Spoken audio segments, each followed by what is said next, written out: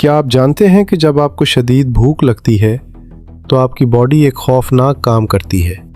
आपका जिस्म खुद अपने आप को खाना शुरू कर देता है। सुनने में ये डरावना लगता है ना?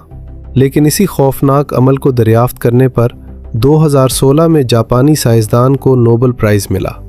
इस प्रोसेस को ऑटोफेजी कहते हैं। ऑटो का मतलब खुद और फेजी का मतलब खाना।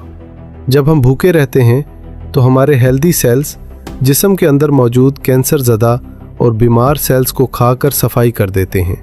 ये बिल्कुल वैसा ही है जैसे आप अपनी गाड़ी की सर्विस करवाते हैं ताकि वो नई जैसी हो जाए।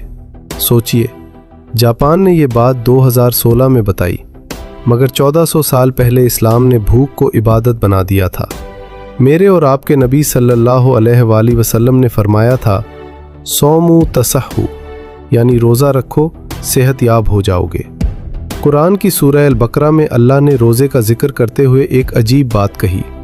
अल्लाह ने फरमाया, और तुम्हारा रोज़ा रखना तुम्हारे ही हक़ में बेहतर है अगर तुम इल्म रखते हो।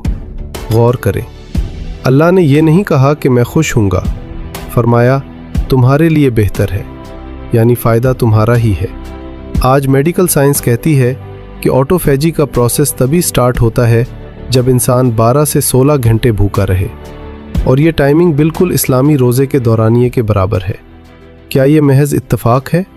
ये सिर्फ सवाब का मामला नहीं, बल्कि कैंसर और बीमारियों से बचने का एक आसमानी डिटॉक्स प्रोग्राम है। जब आप रोज़े में होते हैं तो आपका जिस्म अपनी एनर्जी खाना हज़म करने पर नहीं, बल्कि ख़ुद को ठीक करने पर लगाता है।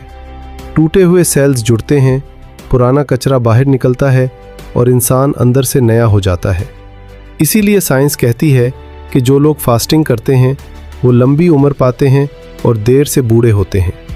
जिस हुक्म को हम बोझ समझते थे वो दरअसल अल्लाह की रहमत थी हमारी हेल्थ के लिए।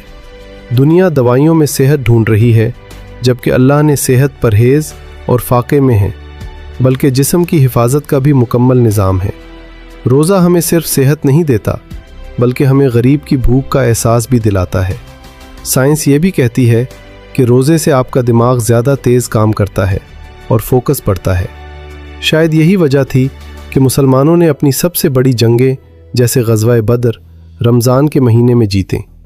ये अल्लाह का नुस्खा है जिसमें कोई साइड इफ़ेक्ट नहीं। आज से अपनी भूख को दुश्मन न समझें, बल्कि उसे अपना डॉक्टर समझें। मग़रिब आज इंटरमिटेंट फास्टिंग के नाम पर उसे अपना रहा है, और हम मुसलमान 1400 साल से इस नेमत से माला माल हैं।